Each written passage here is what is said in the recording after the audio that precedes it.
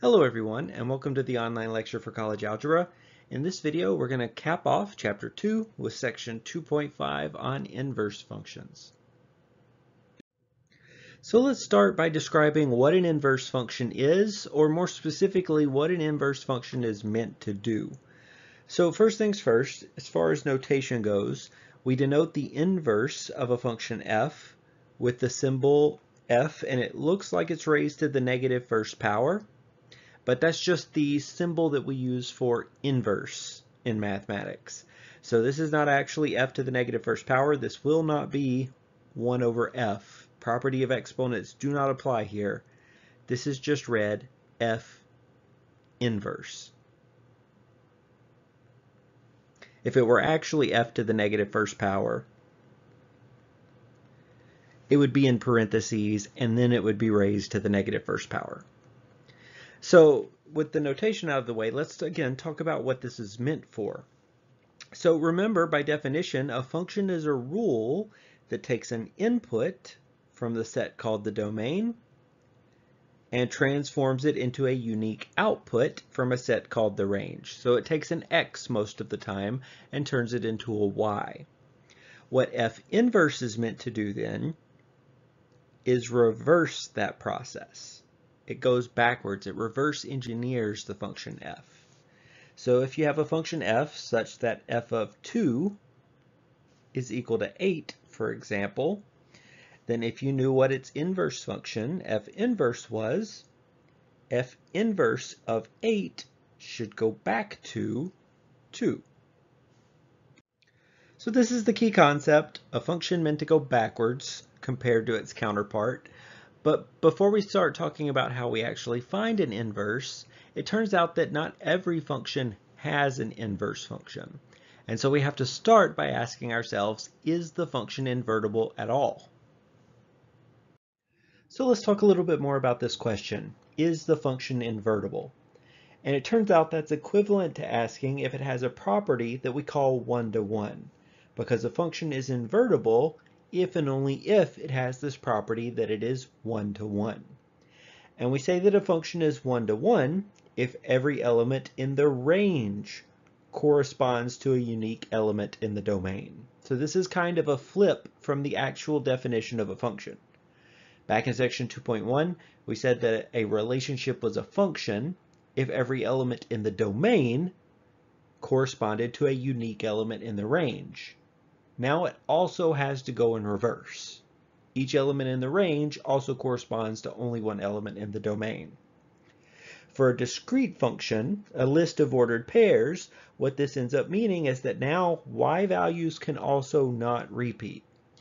So for example, if we had something like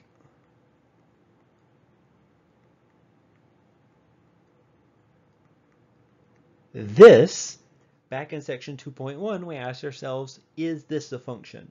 And the answer was yes, because none of the x values repeated with different y values, it matched the definition of a function. It qualified. But this would not be an example of a function that is one-to-one because the 2 repeats. That's what we don't want to see here. So this is an extra condition on top of the condition of being a function in the first place. So let's start off with an example that's pretty straightforward.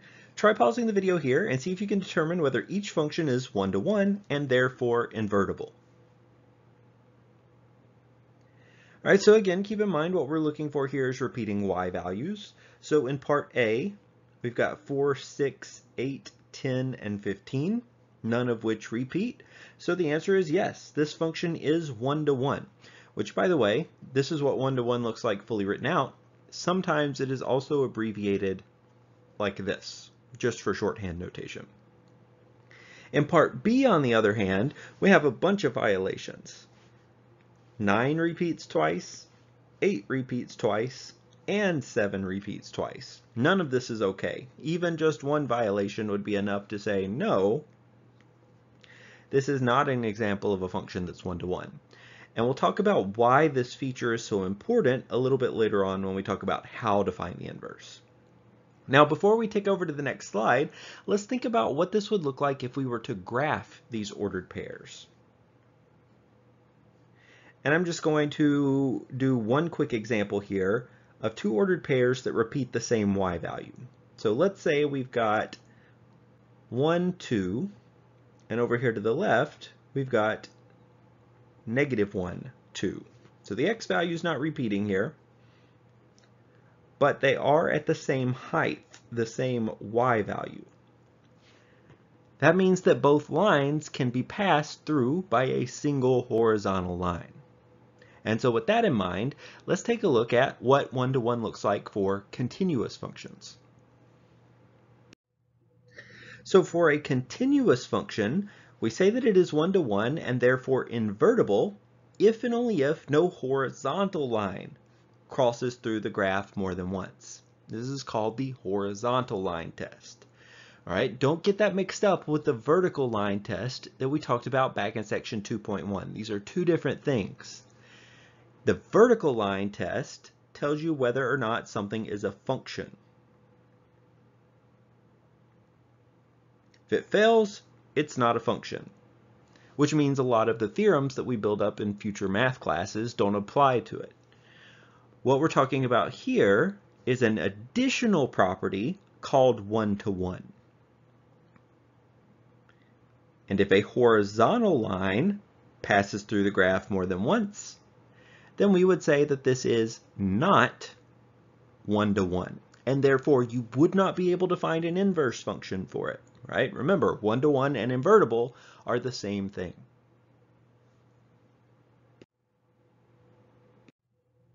So for another quick example, we've got some graphs of continuous functions here. Pause the video, quickly determine which one you think is one-to-one and which one isn't. So over here on the left, we've got a graph of this is x to the 1/3 plus 1, which you guys know is the same as the cube root of x plus 1. The right side of the cube root function looks a lot like the square root function, but it also has a bit going off to the left as well. The important thing here being that no horizontal line would pass through the graph more than once. And so this is a function that is one-to-one.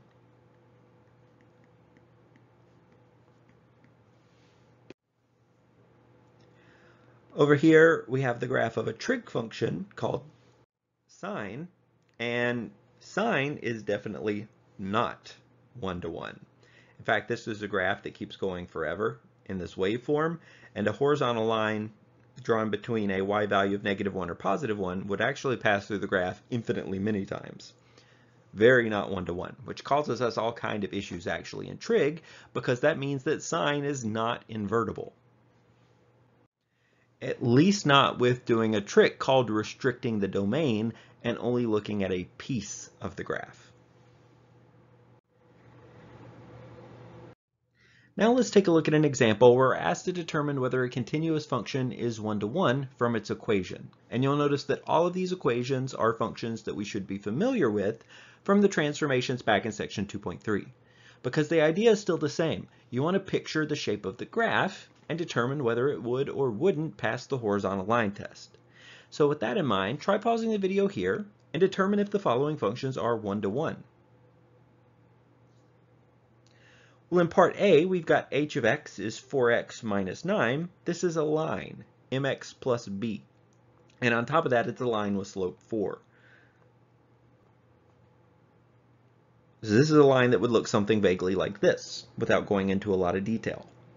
So the answer is yes. This graph passes the horizontal line test. And in fact, the only line that wouldn't pass the horizontal line test is a horizontal line itself. That wouldn't be one-to-one. That would not be invertible. In part B, we've got 2 times the absolute value of x minus 1. This is an absolute value function. And from the transformations, this is a good chance to review. We know this is an absolute value that gets shifted right 1 unit and stretched vertically by a factor of 2. And all absolute values, because they always have the v-shape, are going to fail the horizontal line test. So the answer is no. That function is not one-to-one. Absolute values are something we will not be talking about how to find the inverse of in this section, because it doesn't have one. In part C, we've got v of x is equal to 2x squared minus 1. Right, similarly, good review of section 2.3. This is an x squared transformation, a parabola that's been shifted down 1 unit, not left or right because that would be inside the parentheses with the x, and also stretched vertically by a factor of 2, which has no bearing on our particular idea here of just the shape of the graph. And clearly, much like the absolute value of x, quadratic functions also fail the horizontal line test. This one is not one-to-one. Now what we'll do a little bit later on in the section is we'll, instead of looking at an entire absolute value, only look at half of an absolute value function. So we'll say something like y is equal to x squared, but only for x greater than or equal to 0, right? Only for things to the right of the vertex. And if we choose to voluntarily restrict the domain like this, and only look at a piece of the function, at that point it would be one-to-one, and we would be able to find the inverse, right? But because they did not specify that in this case, we were looking at the entire parabola, no good. And then last but not least, part D, we've got g of x is equal to the absolute value of x plus 3. This is square root of x plus 3. This is a square root that's shifted to the left 3 units. And much like the cube root graph we were looking at on the previous slide, a square root graph passes the horizontal line test. So the answer is yes. This one would be one-to-one. So now that we've discussed how to determine whether a function is one-to-one and therefore invertible, let's talk about how to actually find the inverse if we can, if it passes those tests. Well, we're going to start with discrete functions, and the idea is to remember what the inverse function is meant to do. If we have a function f that takes an input of 3 to an output of 8, f inverse takes the 8 back to the 3. In other words, if f has an ordered pair, 3, 8, f inverse would have to have the ordered pair 8, 3, just flipped. And so it's really easy to find the inverse of a discrete function. You just take every single ordered pair and flip it. And now we can discuss why this idea of a function being one-to-one is so important. Remember, for a discrete function, it had to be one-to-one with no repeated y values. And the idea is because if we had y values that repeat, then once we try to find the inverse and we swap the ordered pairs, this wouldn't be a function. We would have x values that repeat, which is bad. And that actually holds for the continuous case as well. If a graph fails the horizontal line test and you try to invert it, you would end up getting a graph that would fail the vertical line test, something that is not invertible. And that's why those qualities are important. So let's take a look at example 4, which is an extension of example 1. This time around, we're asked to determine if each function is invertible, and if it is, find the inverse. So pause the video here and see if you can solve example 4. Well, in part A, we've got the function g, and because the 2 repeats, this is no good. This function is not invertible because it is not one-to-one. And so there is no inverse to find. That's just all there is to part A. We're done. Part B, on the other hand, though, no y value repeats. So we can find the inverse of this. And remember the notation. This is the function f. We're going to be creating the function f inverse. Not f to the negative first power. That's just the symbol for inverse. And so all we do is take each ordered pair and flip it. So the ordered pair 1, 1 flipped is still 1, 1. For 2, 4, that's going to become 4, 2. 4, 16 is going to become 16, 4. and 749 is going to become 49.7. And that's all there is to it. In example 5, we're going to mix together the concepts from example 4 with a little bit of function evaluation and with a little bit of compositions from section 2.4. So try pausing the video here and see if you can find the solution to example 5. Well, in part A, they just ask us to do the same thing we did in example 4, find f inverse, which we can do because this function is one-to-one and therefore invertible. So all we're going to do is flip the ordered pairs. So instead of -1, 5, 5, -1, 0, 0 flipped is still 0, 0, and 2, 6 flipped would be 6, 2.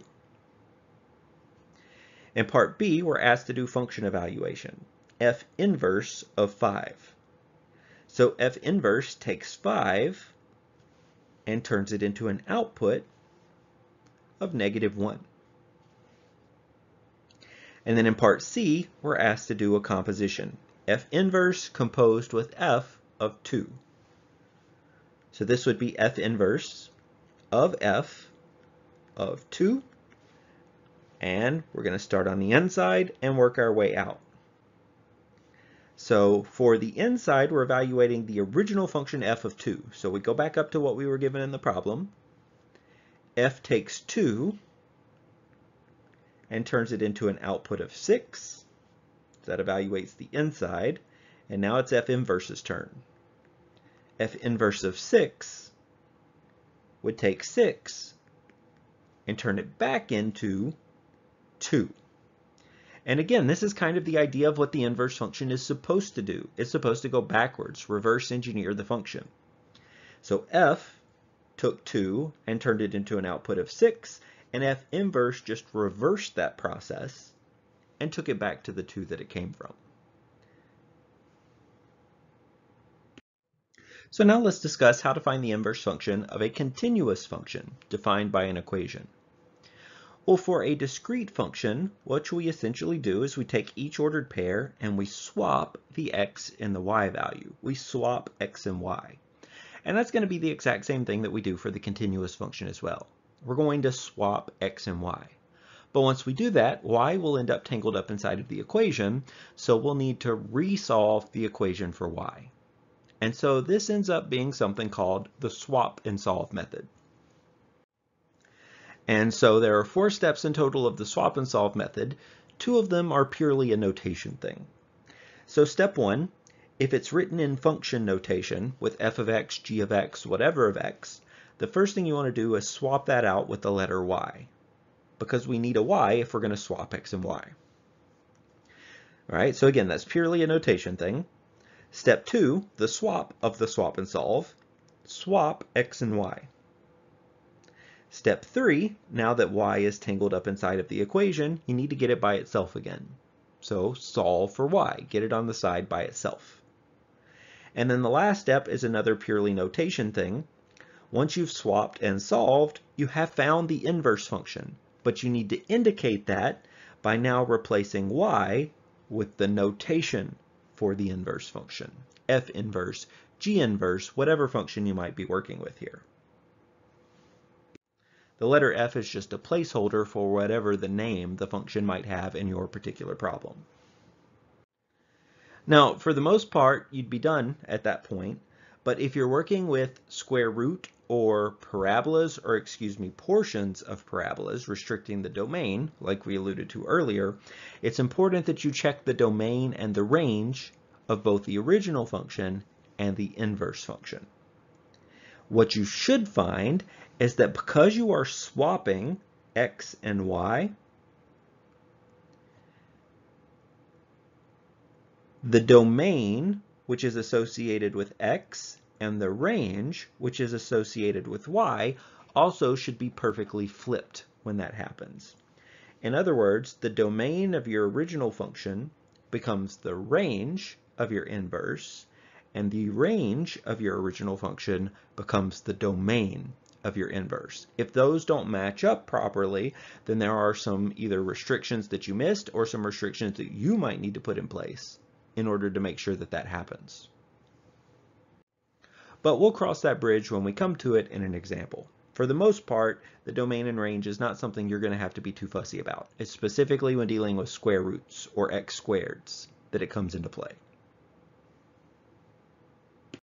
So let's take a look at some examples of the swap and solve method. And we'll start off simple and build our way up to some of the more complicated examples as we go.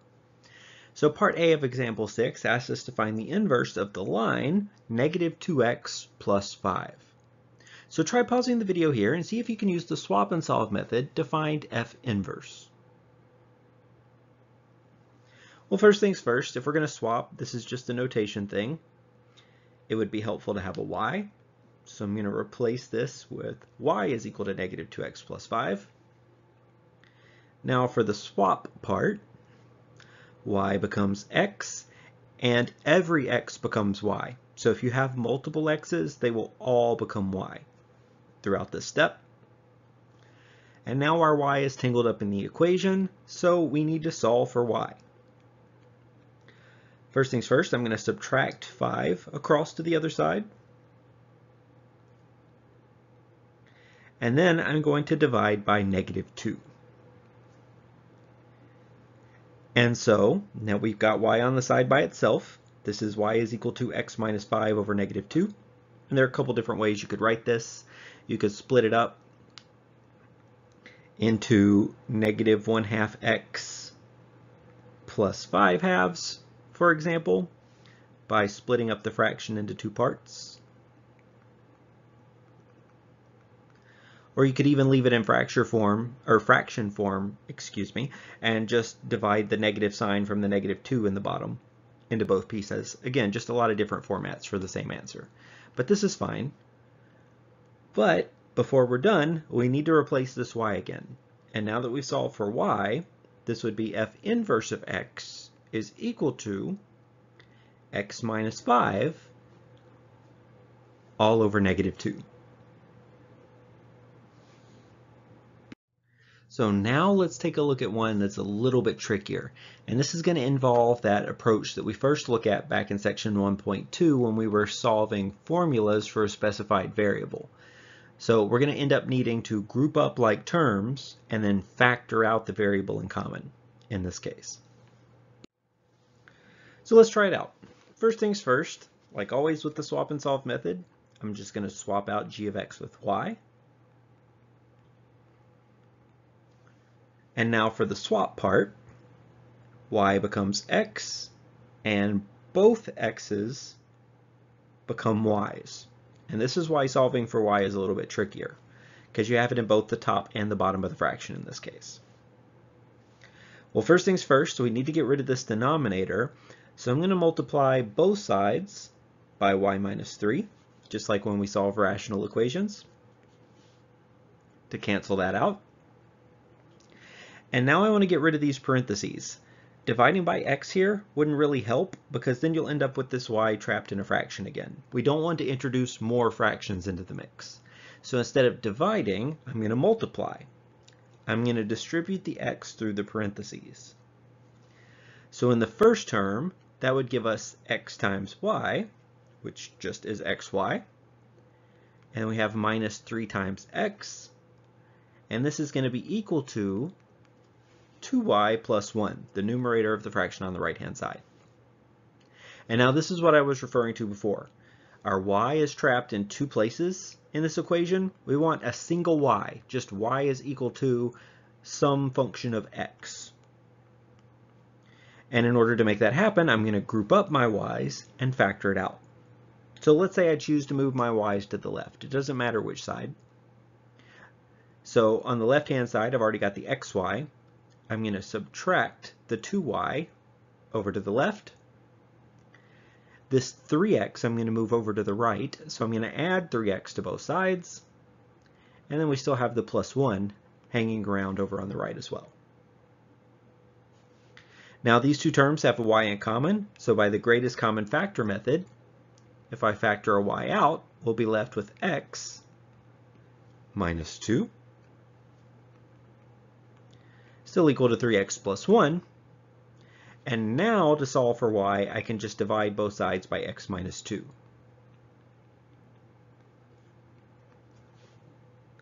And so now we solve for y. To finish off the problem, this function was g of x. So what we have found now is g inverse x, and this would be 3x plus 1 divided by x minus 2. So again, this one's a bit on the trickier side. Whenever you have x's in both the numerator and denominator like this, so remember this technique, it comes in handy. First things first, get rid of all the fractions by multiplying the denominator away. Get rid of all the parentheses by distributing. And once you've got everything multiplied out, collect the terms with the variable you're interested in together. Greatest common factor. Now let's take a look at one of the trickier examples. We're asked to find the inverse of x minus 2 quantity squared for x greater than or equal to 2. So again, this is a restriction on the domain because x minus 2 quantity squared is an x squared, a parabola, that's been shifted 2 to the right. But it's still a parabola, which means it would fail the horizontal line test. It's not invertible. But what they're saying in this case is we're only looking at the graph greater than or equal to 2. So we're ignoring the left half of the parabola, and we're only going to be inverting the right half of the parabola. So going in this direction, we don't really have to write out the domain and range. We'll talk about how we handle that in just a second. Let's jump straight into the swap and solve method. So I'm going to replace f of x with y. So we're going to have y is equal to x minus 2 quantity squared. The domain restriction is still there. X greater than or equal to 2. Now I'm going to do the swap of the swap and solve, but that's going to include the domain restriction as well, because now it becomes part of the range. So every x I'm going to swap with y. So we're going to get x is equal to y minus 2 quantity squared for y greater than or equal to 2. And now, just like before, I'm going to solve this for y. So first things first, this is square root property. I've got to get rid of this square. So I'm going to take the square root of both sides. Be careful, it's going to be plus or minus square root of x is equal to y minus 2. And then I add 2 to both sides, put it in front of the plus or minus sign, so there's no confusion. And so this would be 2 plus or minus the square root of x. We're not quite done though. The plus or minus is never going to be part of your final answer. If you were to graph 2 plus square root of x, 2 minus square root of x, you would find that this is a sideways parabola. So 2 plus the square root of x is a square root of x that's been shifted up 2 units. 2 minus the square root of x, which is the same as negative square root of x plus 2, is a square root that's been shifted up 2 units but also reflected. Not a function. Plus or minus will never be part of your final answer for a function. But that's where we kept track of this extra y is greater than or equal to 2 throughout the problem for, because that's going to give you the information you need in order to figure out which sign is the correct one, because one is correct and one is incorrect. And so let's think about this. Your y value is equal to 2 plus or minus some square root value. And the square root's always going to be 0 or positive. You never get a negative number out of a square root. So if we want our y's to be greater than or equal to 2, bigger than or equal to 2, we don't want to be subtracting things from 2. That would make it smaller. That would give us something less than. We want to be adding things to 2. So the correct sign in this case would be to plus the square root of x. If they had flipped this on us in the beginning, and let's take a look first at this graph over here. What this is essentially saying is we only want the top half of this sideways parabola. That's what the right half of this parabola turns into when you invert it. If they had flipped it on us in the beginning and they had given us x less than or equal to 2, we would have ended up with y less than or equal to 2, in which case the subtraction would have been the right answer. And so in this case, we inverted the right half of the parabola, which corresponded to the top half of this sideways parabola. But if we had flipped it and inverted the left half of the parabola, that would have given us the bottom half of the sideways parabola. So again, the key thing here is to keep track of the original domain, x greater than or equal to, x less than or equal to, because it helps you pick out the correct sign from the plus or minus. In order to finish the problem off, I'm just going to swap out y with f inverse of x. And so our final answer is f inverse of x is 2 plus the square root of x. Let's take a look at one more when we go in reverse. So this time we're asked to find the inverse of f of x is equal to square root of x minus 3. And I think this is probably the trickiest problem of the inverse problems in this section, the swap and solve method. And the reason for that is because you're going to end up getting part of a parabola. You're going to end up with a quadratic function once we solve this thing for y after the swap and solve. So our final answer is going to need to have that domain restriction that we started off with in the previous problem. Our final answer will either have an x greater than or equal to blank or an x less than or equal to blank in order to make it a true inverse. And so in this case, we do have to keep track of the domain and range. And so let's think about what that is. We know that square root of x minus 3 is a square root function that has been shifted 3 to the right.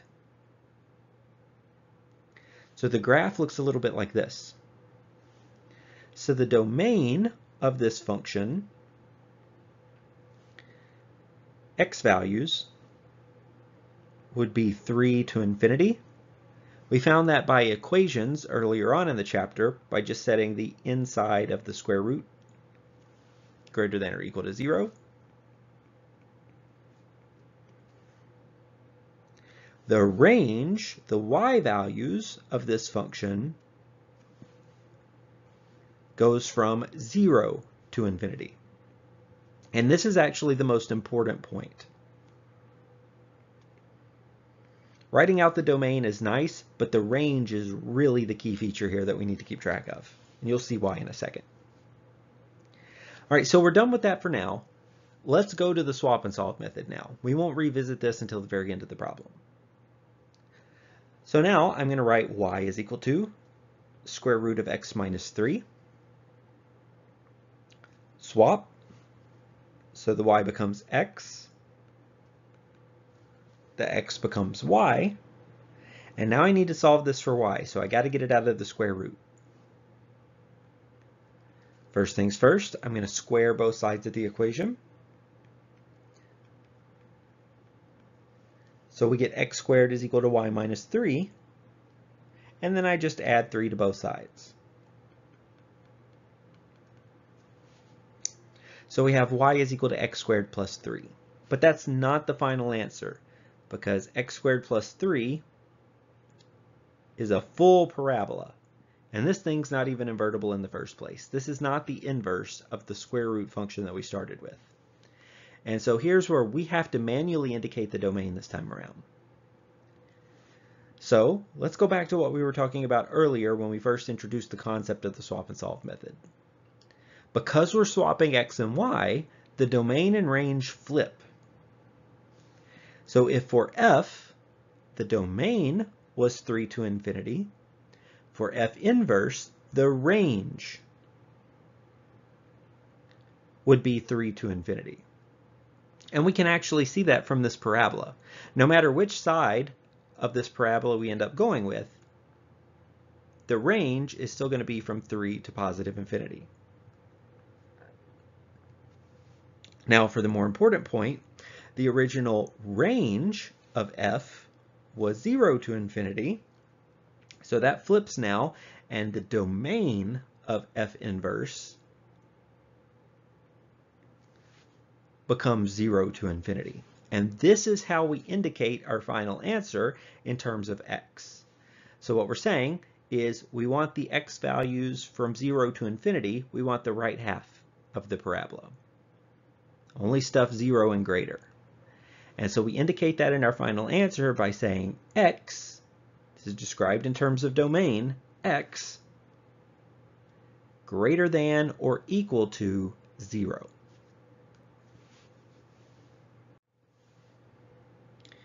All right, so again, what's going on here? It's a little bit tricky, but if you're inverting a square root function, the most important thing is the range.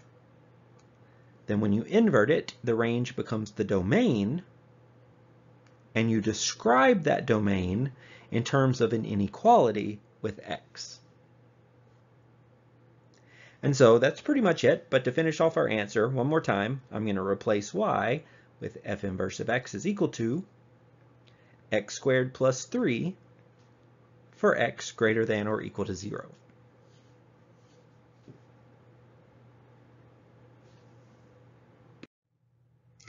All right, so we've talked about when is a function invertible. It has to be 1-to-1. How do you invert a function? Swap and solve method, at least for equations. You just swap ordered pairs for discrete functions. Now let's talk about the graphs of a function and its inverse, because they have a certain type of relationship. And so in example 7, we're asked to graph both the function f of x is equal to square root of x minus 3 and its inverse on the same axes.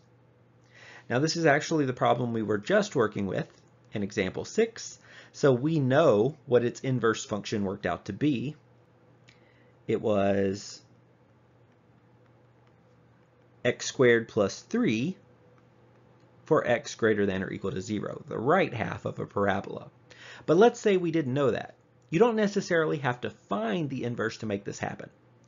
So if you're asked to graph both a function and its inverse on the same axes, it actually starts off by just graphing the function using the same idea of the transformations that we were talking about back in section 2.3. So we know this is a square root function shifted 3 to the right. So let's think about this. We got to know the base graph, and it's important that we track the ordered pairs this time. You're going to see why in a second. All right, so for the base square root, we had 0, 0, because square root of 0 is 0. We had the ordered pair 1, 1, because square root of 1 is 1. And we had the ordered pair 4, 2, because square root of 4 is 2. If we shift this thing 3 to the right,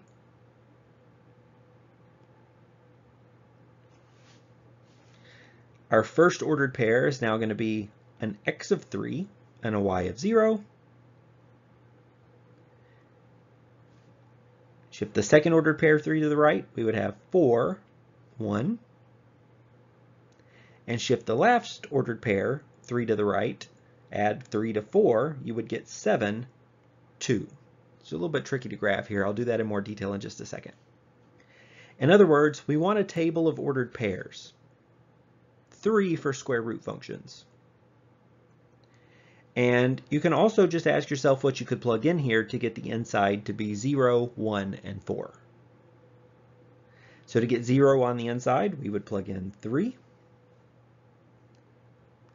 To get 1 on the inside, we would plug in 4. And to get 4 on the inside, we would plug in 7, because 7 minus 3 would give us 4. But again, this is just a different way as opposed to graphing it as a transformation. Your choices are to either track the ordered pairs as a transformation, or think about what you would need to plug into x to get the inside of the square root to be 0, 1, and 4. All right? And again, we've already seen these ordered pairs, 4, 1, 7, 2. So now I'm going to graph this in a little bit more detail.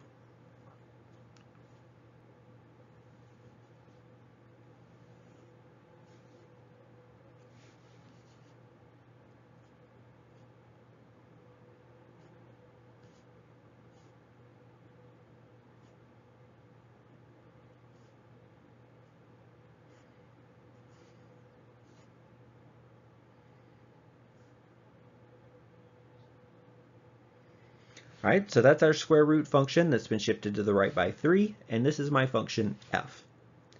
We can actually graph f inverse without even knowing its equation. And the idea is the same thing we use for inverting discrete functions.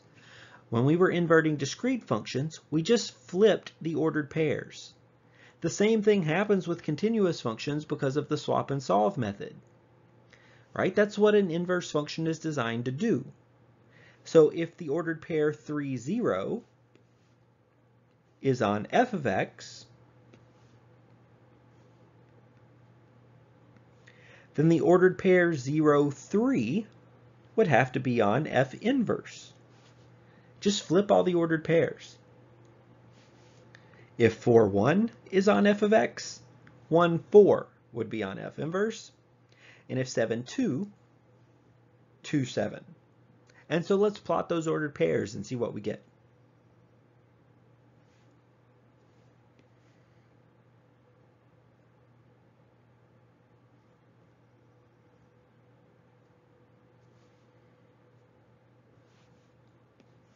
All right, so first things first, we've got 0, 3, 1, 4, and 2, 7. And so if we connect the dots, we end up with a shape that looks a little bit like this, which if you'll notice is the right half of a parabola that has been shifted up 3 units.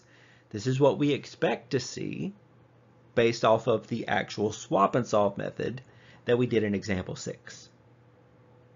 All right, so again, to kind of summarize the process here, if you want to graph a function and its inverse on the same axes, you just start by graphing the function itself. And then if you can pick out some ordered pairs on the function, you just flip those to get ordered pairs on the inverse. Now, the graph of f and f inverse will always have a particular type of relationship, and this is important. Due to the nature of swapping x and y, the swap and solve method, it turns out that these graphs always have a certain type of symmetry. They are always reflections across the line y is equal to x, which is a line with slope 1 going through the origin, y-intercept of 0.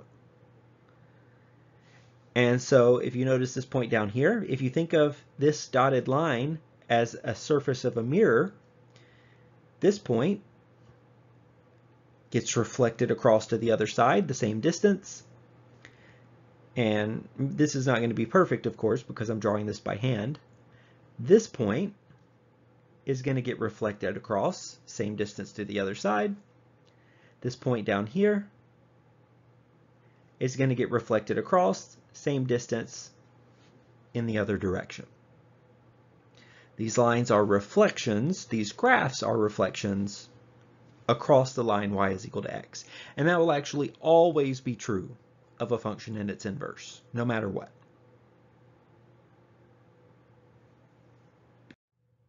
So let's take a look at one more example of graphing a function and its inverse on the same axes. And this time around, we're asked to graph the line negative 2x plus 5 and its inverse on the same axes. Well, when graphing a square root, we use 3 ordered pairs to get a good picture of the shape, but for a line, you only ever need 2.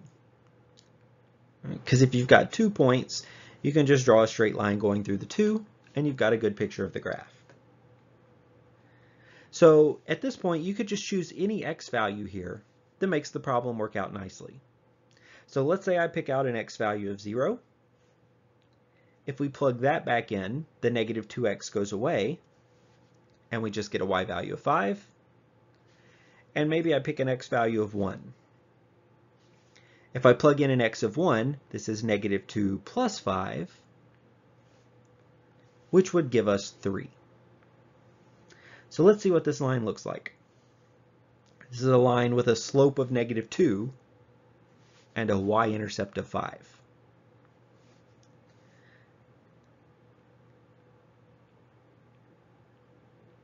All right, so we've got the ordered pair 0, 5 up here.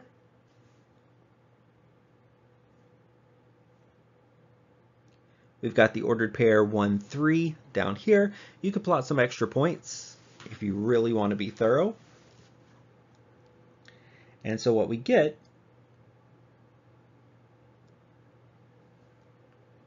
is a line that looks a little bit like this. Just kind of hard to draw on a tablet. All right, so how about F inverse then?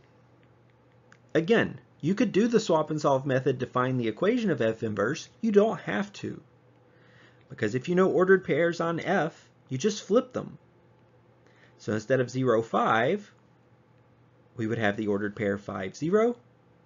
And instead of 1, 3, we would have the ordered pair 3, 1.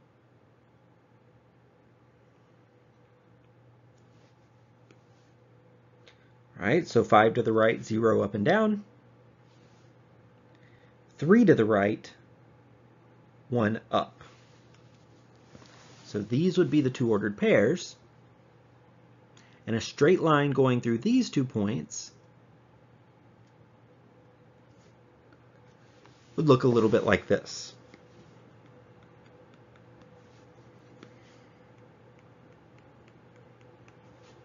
Now it's a little bit trickier to see this time, especially since my axes aren't perfectly spaced or anything like that. But these two graphs should meet at the line y is equal to x, right? Because any ordered pair on that line, y is equal to x, would have the same x and y value. So even if you swap them, it's the same ordered pair. Another way to think about this is if y is equal to x is the mirror, an object on the surface of the mirror would just be on the surface of the mirror on the other side. There's no distance to reflect. All right, so again, it's a little bit harder to tell that it's a reflection when they actually cross the line y is equal to x like this.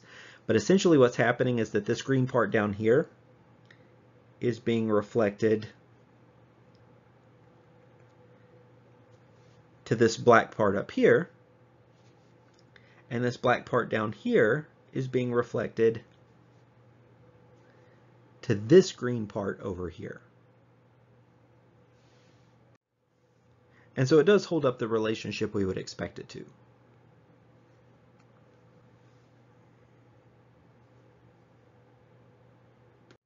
So let's summarize a bit. There are 3 key ways in which a function and its inverse are related to each other. And it all comes down to the fact that you are ultimately swapping x and y, and that has consequences. The first is that if you know an ordered pair on F, then the flip of that ordered pair, yx, is an ordered pair on F inverse. This is how we were graphing in the previous 2 examples. If 2, 1 is an ordered pair on F, then 1, 2 has to be an ordered pair on F inverse. The second is that the domain and range of F and F inverse are flipped. We saw an example of this, and we just inverted in example 7, y is equal to square root of x minus 3. We found 3 ordered pairs on that and flipped those to get the right half of a parabola.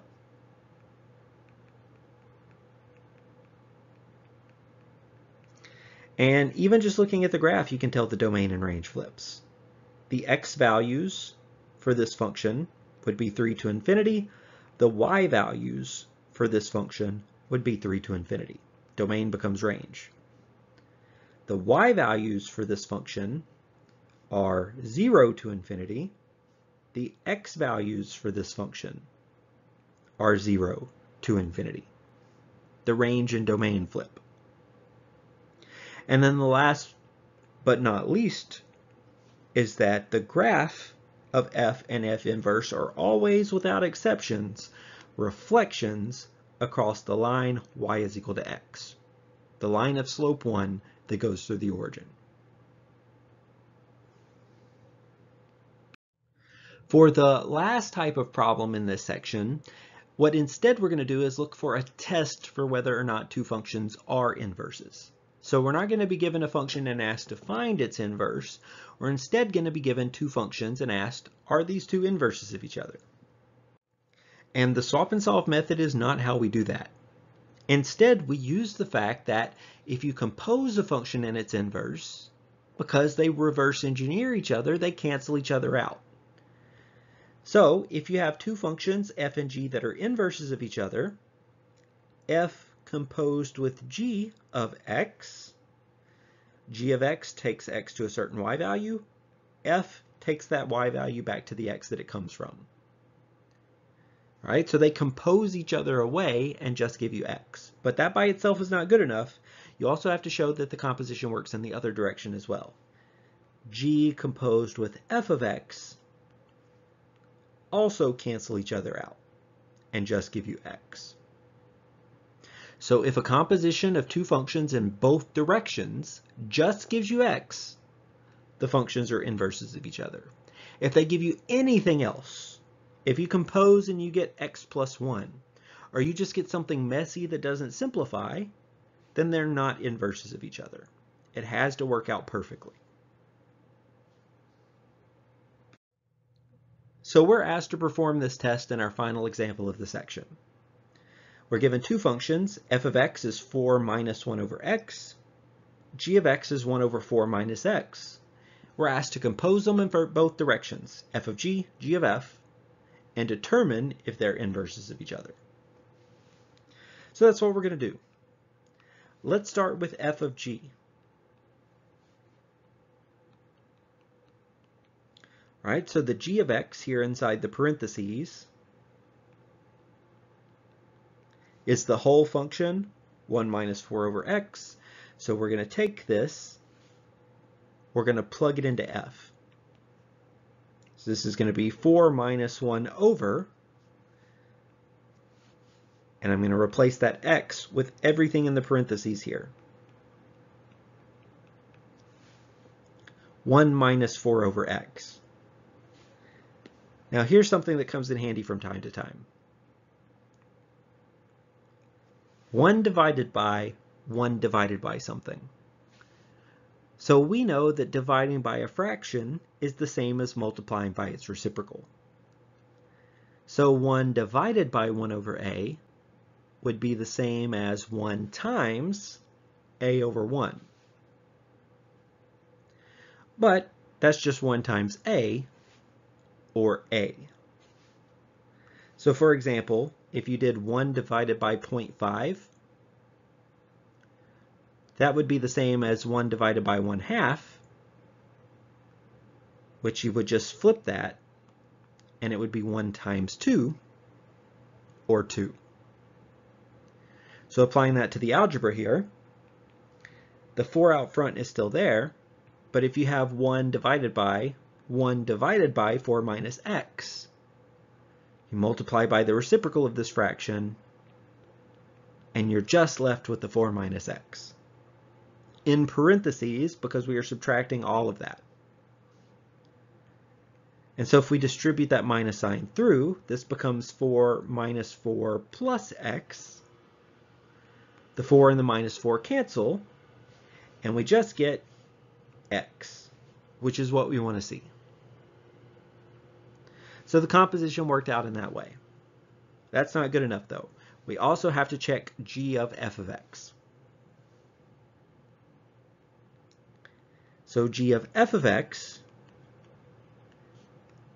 is inside the parentheses this time, and that is 4 minus 1 over x.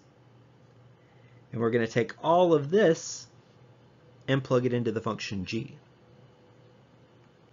So this would be 1 over 4 minus the stuff in parentheses.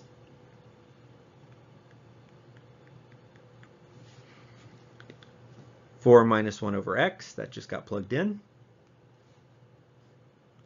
And so again, I'm going to distribute the minus sign through.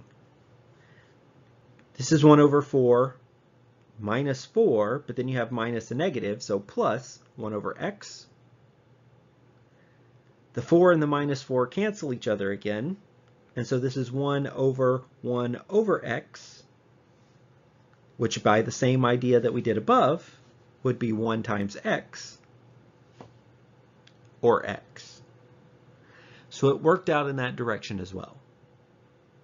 And so what this means is since f of g of x was x and g of f of x was x, yes, they are inverses.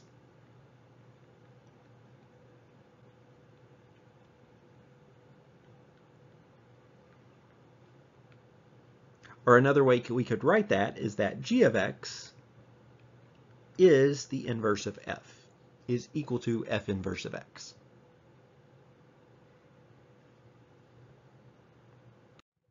And that is it to section 2.5, inverse functions.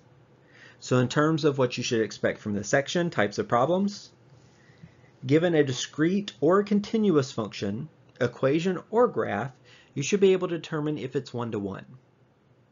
And you should know that one-to-one is equivalent to invertible. It means the same thing. So if you're asked whether or not a function is invertible, you do that by checking if it's one-to-one. The way we determine whether discrete functions are one-to-one are if their y values don't repeat. That's what we want to see. If y values repeat, no good. For a continuous function, graph, or equation, because for an equation you picture the graph, we need it to pass the horizontal line test. Don't mix it up with the vertical line test. Once you've determined whether or not you can invert a function, the second type of problem in the section is to actually find the inverse function. For discrete functions, it's super easy. You just flip every ordered pair and you're good to go. For continuous functions, it's a little bit more work. You have to use the swap and solve method. The third type of problem in this section is graphing a function and its inverse on the same axes. Well, all you have to do in that case is plot the function you're given, pick out a few ordered pairs on that function, and then flip them. And then you can use that to graph the inverse function. If you would like to, you could also use the swap and solve method to find the inverse and then just graph it as a separate equation. Either method works. And then last but not least, we are asked to use compositions to determine if two functions are inverses of each other. And in order for that to be the case, the composition has to compose to just x in both directions. All right, so with that said, as always, if you guys have any questions about the material, please let me know, and I'll see you in the next video.